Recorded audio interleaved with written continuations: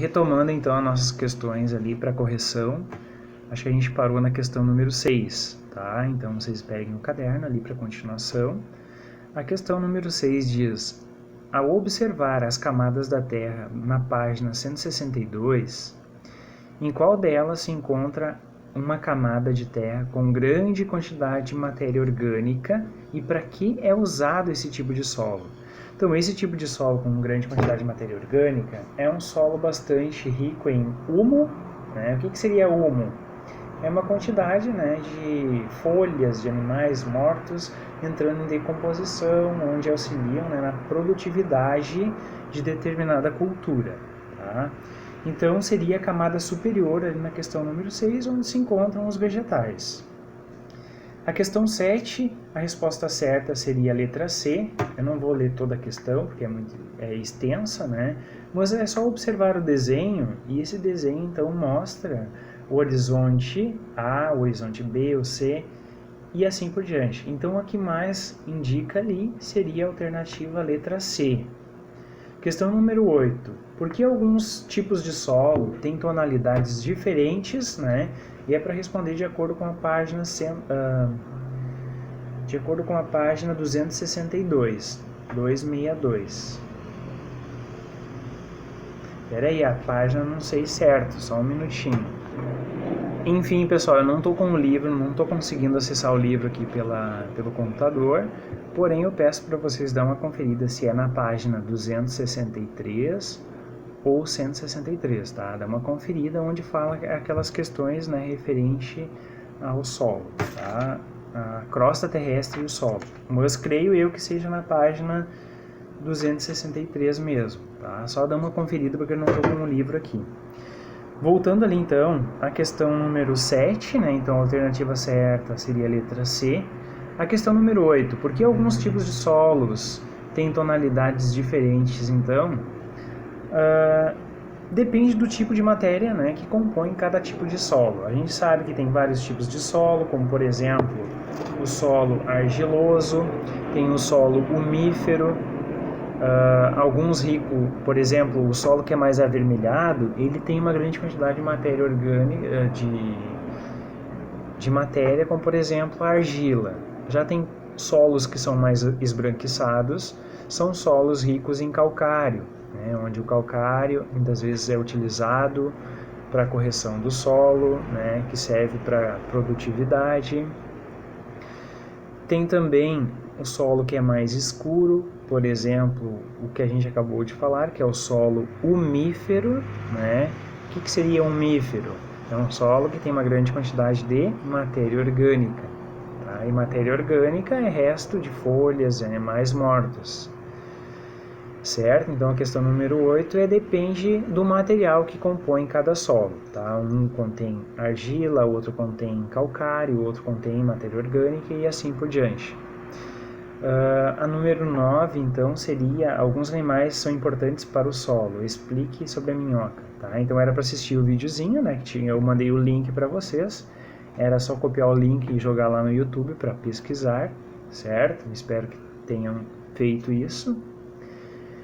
E ali seguem em alguns pontos, por exemplo, quais são as características gerais das minhocas? As minhocas, características geral, quais são? Elas são animais, né, que vivem escondidos no solo, elas cavam túneis no solo, né? Elas são do grupo dos anelídeos, certo? Que são cobertos por anéis, sistema digestório completo e assim por diante. Como é a respiração? A respiração das minhocas, né? A minhoca pertence ao grupo dos oligoquetos, certo? Então a minhoca ela contém a respiração pela pele, né? Então ela respira pela pele, chamada de respiração cutânea, tá? Então cutânea seria uma respiração onde o animal deve se encontrar em ambiente mais úmido, né, para conseguir fazer a respiração, certo? Outra coisa, ela não consegue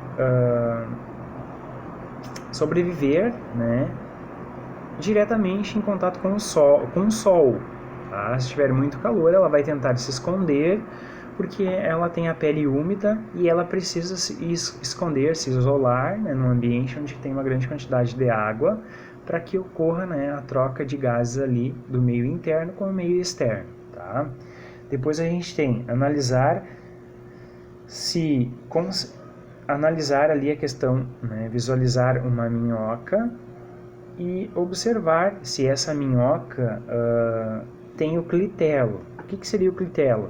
A clitelo é uma partezinha da minhoca onde tem um anel mais estendido, tem vários anéisinhos, né? E no corpo da minhoca tem um anelzinho mais comprido, tá? E esse anelzinho mais comprido é chamado de clitelo. E esse clitelo contém grande quantidade, né, de gametas, tanto masculino quanto feminino.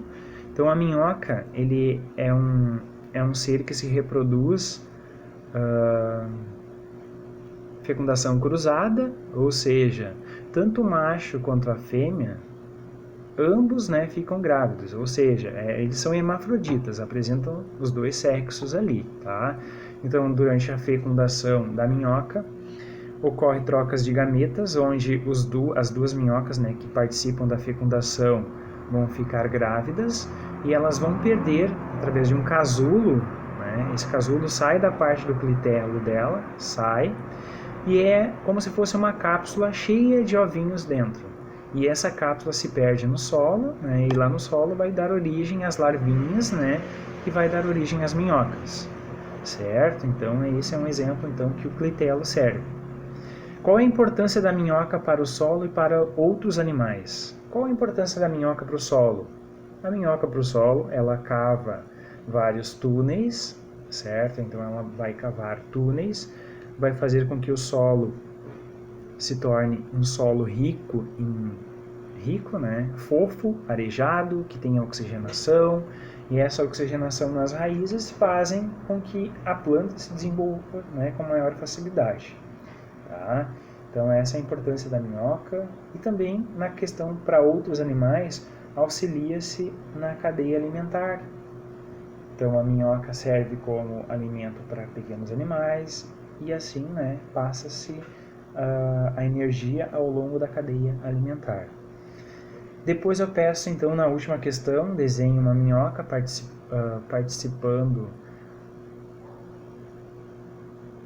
desenhar uma minhoca e onde aparece toda a parte da minhoca, tanto os anéisinhos quanto o clitelo, a boca e o ânus, certo? Bons estudos. Abraço.